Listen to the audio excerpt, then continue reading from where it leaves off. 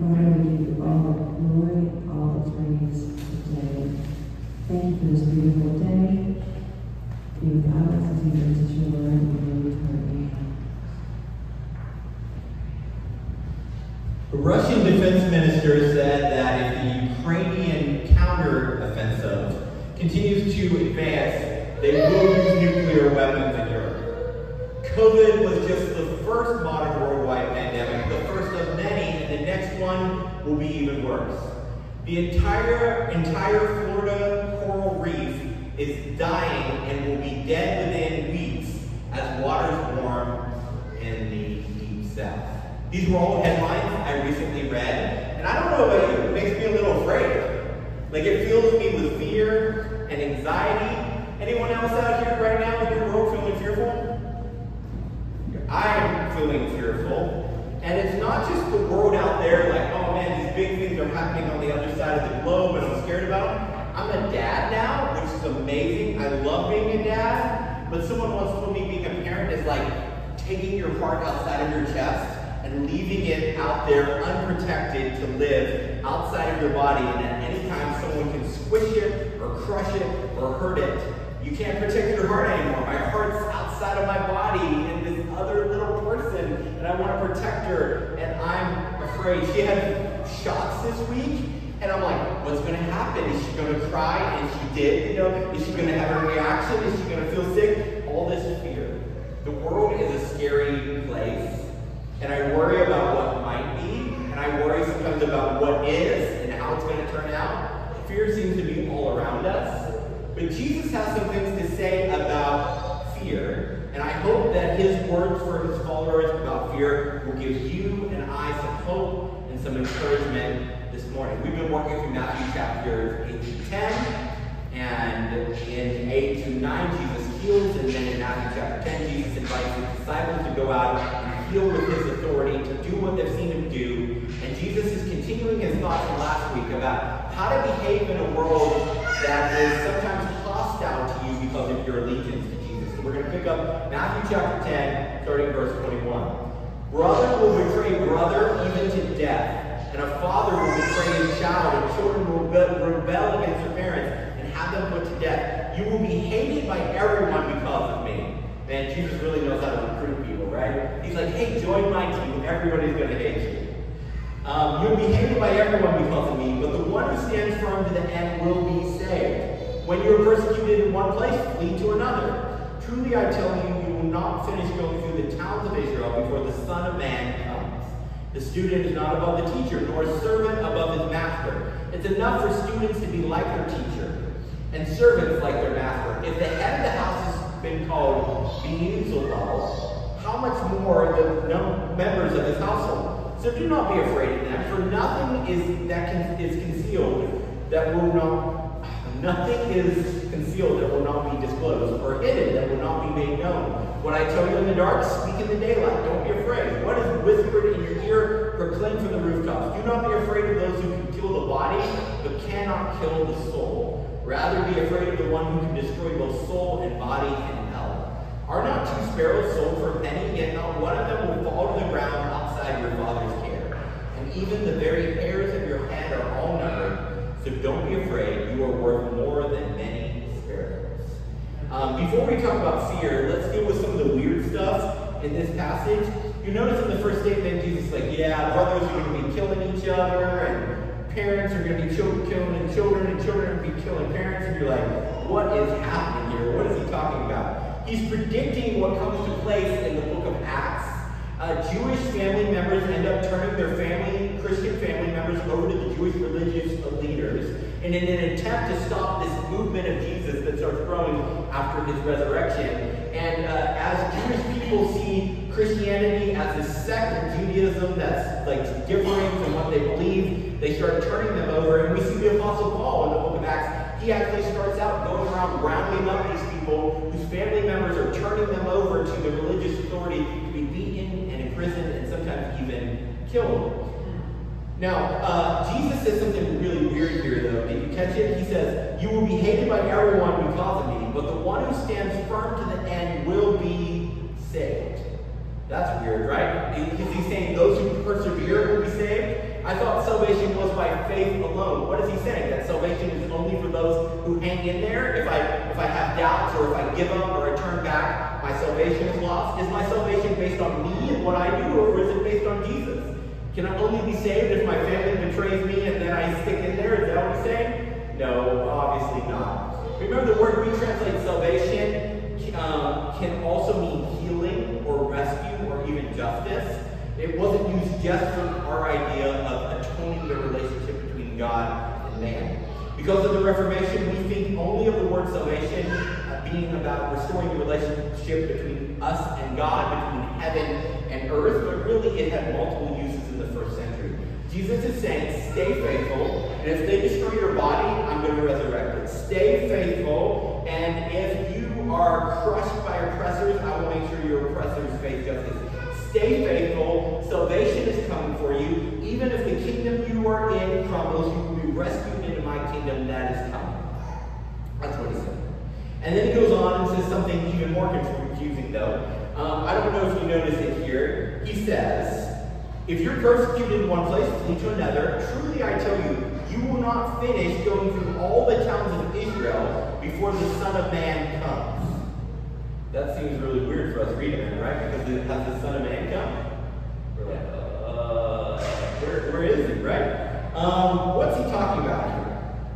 He says, keep running from persecution, and this character, the Son of Man, that's a reference to the Messiah in Daniel chapter 7, which was Jesus' favorite term for himself. He says he's going to show up, he's going to come before you even get to the borders of Israel. So is Jesus promising to return before they get to the borders of Israel? If so, that didn't come true. So what's happening here? Well, scholars suggest three possibilities. One, he was saying after the apostles finished preaching, they will return to Jesus and they will realize that he is the Son of God. That he's been there with them, but when they get back from preaching to these towns, they won't even go through all of Israel, and they'll come back and they'll realize that he is the Son of God. That's one theory. The second theory is they will not finish preaching among the Jews before Jesus' resurrection, after which they will be sent to the Gentiles. Essentially, the message is going to spread within Israel, but it won't even finish spreading before Israel, before Jesus is resurrected, revealed to be the Son of God, and after that they're going to go out to the Gentiles. Or the third option is they will not, by traveling and preaching, make the people of Israel fully embrace Jesus. They won't reach the boundaries of the Israelite people before the second advent of the Son of God. Whichever theory you want, we have to remember that we're reading this on this side of the cross. So when we hear it, we're like, where's the Son of Man? He's coming back. It says here he's coming back, right? Then why isn't he here? We're reading it on this side of this cross. They were hearing it on the other side of the cross. Jesus hadn't died yet. And so I think to them it would eventually sound like a resurrection promise, not a second coming promise as it does to us. And then one last weird thing to talk about before we talk about fear is that Jesus says, hey, I've been called Beelzebul, and I have a really hard time saying that, Beelzebul. And if they've called me that, they're going to call you worse things too. Now, Beelzebul was an idol god in the Old Testament. Oftentimes, if you read the Old Testament, you'll see the name Baal. Baal and Beelzebul are the same character. The name means the Lord of the Flies. Ugh. Gross, right? Remember at the end of chapter 9, the religious leaders said that Jesus is only doing his miracles because he is tapping into demonic power. It was a way of slandering his ministry. They're like, he's doing real stuff, but he's using evil power to do it. They're accusing Jesus of being a Canaanite god walking among them, deceiving people away from Yahweh.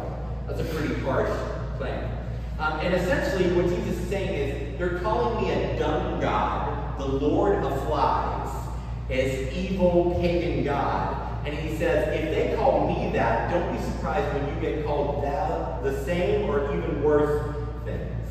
Okay, so all the weirdness out of the way, let's talk about fear. The most common command in Scripture is, do not be afraid. Which seems to imply that the most common expression of mankind's sin and brokenness is fear.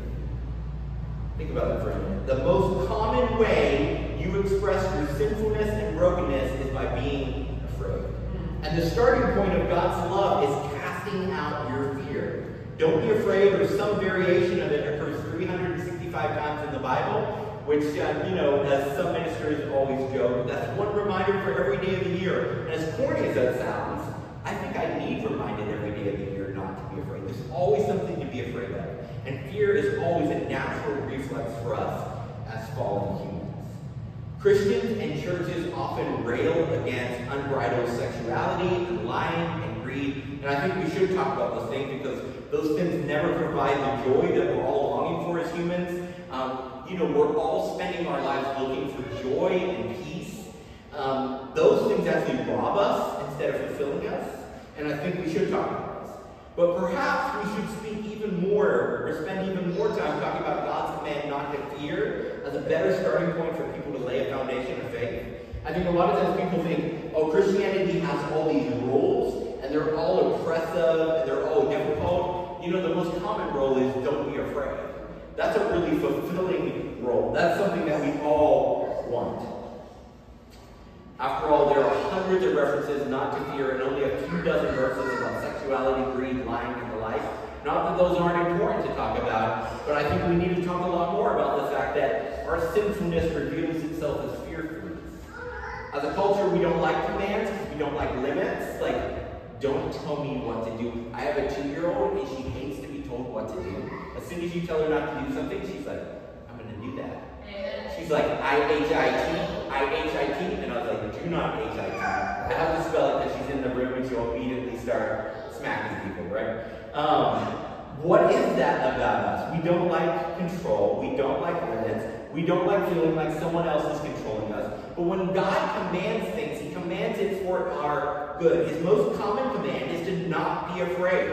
This isn't a command about controlling you. This is a command about helping you become a more full and complete person. He wants us to feel confident and safe. This is a God who loves us, who lays down His life for us. His commands are life, not about control. Today we're taking communion. It's a beautiful reminder that because of His death, we can live His life. Because of His life, we need not fear death. This is a God who loves us, whose blood was shed and body was broken, so that we could be like Him and be with Him and do what He did. And really, isn't fear at the root of most of our problems and issues in our life? How much better might our lives be if we weren't afraid to speak our minds? Or if we weren't afraid to start that business or take that risk or ask that person out? All the great things in your life involve you overcoming some kind of fear. Think about it. Like when Darby, I knew her for 4 years before I worked up the courage to overcome my fear and ask her out on a date. If I had never done that, I never would have married her. If I had never married her, I never would have moved to Philly. I never would have started this church. You wouldn't be sitting here and this little girl wouldn't be back here either. It's amazing because I overcame one fear, a whole bunch of other things fell into place. Fear is at the root of so many of our issues and problems. In the words of that wise theologian Yoda, fear leads to anger, anger leads to hate, hate leads to suffering. Could fear be the foundation behind much of our other sins? Could much of our self-destructive things that we say and do and think be because of fear? Could fear be keeping your family and your friends and you from the abundant life?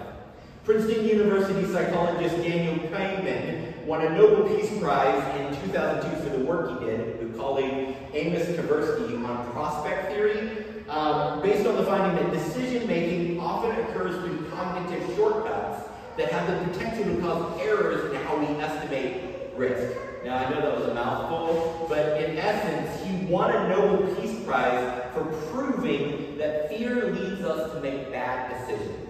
You're like, man, they just hand out Nobel Peace Prizes for anything now, you know? But he looked at things, if we looked at things rationally, the better choice that would benefit us and others is obvious, but often we don't choose it because of fear. In a 2001 paper, behavioral economist George Lowenstein and his colleagues wrote, fear causes us to slam on the brakes instead of steering into the skid. It immobilizes us when we have the greatest need for strength. It causes sexual dysfunction, insomnia, ulcers. It gives us dry mouth and jitters at the very moment when there is the greatest premium on clarity and eloquence. Fear stands between you and everything that you want to see happen in your life. Fear is clearly the source of much of our problems in our world today. Insecure people are fearful people, and insecure people take selfish actions to protect themselves. And that plays out in a micro level in our homes and in our neighborhoods and in our workplaces. And it plays out on a macro level on the world stage as nations go to war. But notice Jesus' solution. Jesus doesn't suggest rejecting all fear. Some fear is healthy. Trucks in Tennessee, so many of them, they would have these giant tires and they would have a bumper sticker on the back and it says, no fear. No fear. And often you would see these trucks stuck in a half-drained lake that they had tried to go mudding through. Or you would see them skidded off the road in a freak southern snowstorm. And my dad would often joke, no fear and no brains. Right? Sometimes when people say no fear, what they really mean is no prudence, no wisdom, no thinking, just do it.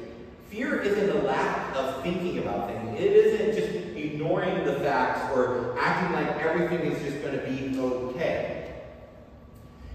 Yet the modern world suggests that what we need to do away with is our fears and our taboos, and then we would all be happy. Bertrand Russell is a famous atheist, a British mathematician, and a brilliant guy. He said this: fear is the main source of superstition. It's one of the main sources of cruelty in the world, and to conquer fear is the beginning of wisdom. Looking at the suspicion, fear, and persecution arising from religions across the centuries, Bertrand Russell came to believe that religious practices have done more harm than good. And in his mind, religion used fear to control people. In his book, Why I Am Not a Christian, he says, religions are both harmful and untrue. The premise of the book is fear is the weapon of religion to control people. And if we could just break out of that control, if we could just get away from fear, then we would all be happy. In a post-Freudian society, we're constantly being told you're unhappy because you're not getting what you want. Because of some fear that tells you you can't have it, because fear that society will reject you, or fear that there will be other consequences, and so you're unhappy because these desires inside of you aren't being fulfilled. But I think some fear is healthy and necessary. A fear of snakes keeps you from getting bit. A fear of fire keeps you from being burned. A healthy fear of the stairs keeps my toddler from diving headfirst down them, because her first encounter with stairs, she's like, this looks like a good place to dive headfirst down, right? No, you need a healthy fear. In fact, we would call this healthy fear a respect or a wisdom. And what Jesus is saying is, we don't need to just completely get rid of fears. You just don't go from being fearful to rejecting fears in one step. He says, first you need to reorder your fears, not simply ignore them or suppress them. Now notice what Bertrand Russell said. The beginning of wisdom is losing all fear. Jesus, on the other hand, adopts a message from Proverbs, from the Jewish scriptures. In Proverbs 9:10 it says, the fear of the Lord is the beginning of wisdom. Notice what Jesus said back there. He says, don't be afraid of those who are going to hurt you. If you need to fear someone, fear him who can destroy body and soul. Who you need to actually fear is God. Jesus says we should fear the one who can destroy our body and soul. He says we should fear God, and that puts all our other fears in place. Because if God is bigger than our other fears, then naturally our other fears must be smaller.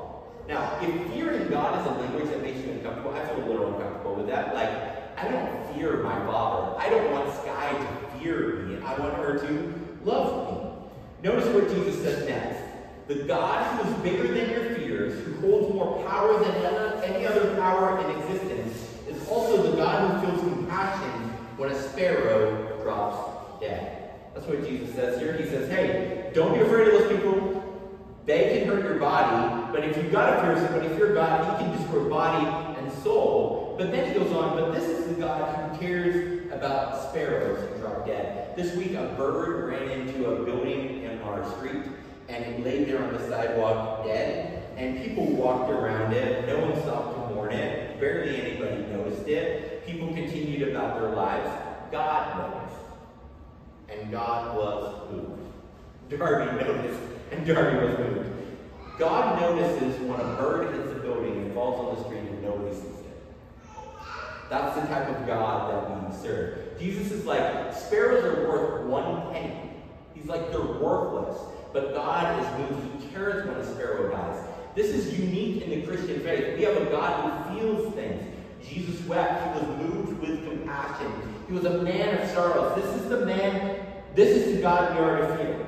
A God who sees a bird drop dead and doesn't have more important things to do than stop and mourn that its existence was cut short.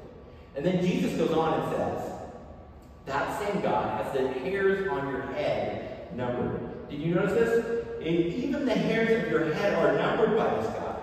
So don't be afraid, you're worth more than sparrows.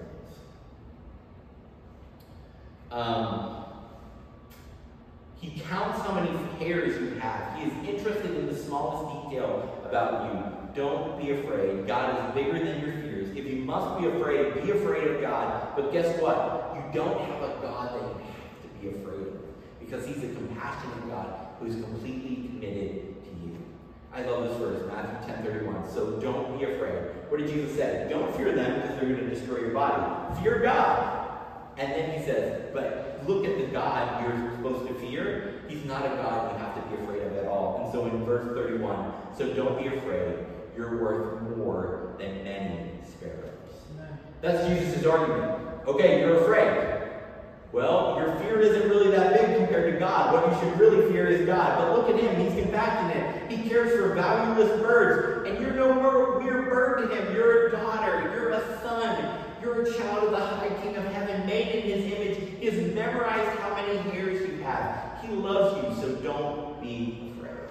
Bertrand Russell says, we are bigger than our fears. They are superstition. Nothing should hold us back from doing whatever we want. Have no fear. You're bigger than your fear. Jesus says, fear God, and a proper fear of God will put your other fears into perspective. And when we take a close look at God's love for you, you won't fear that.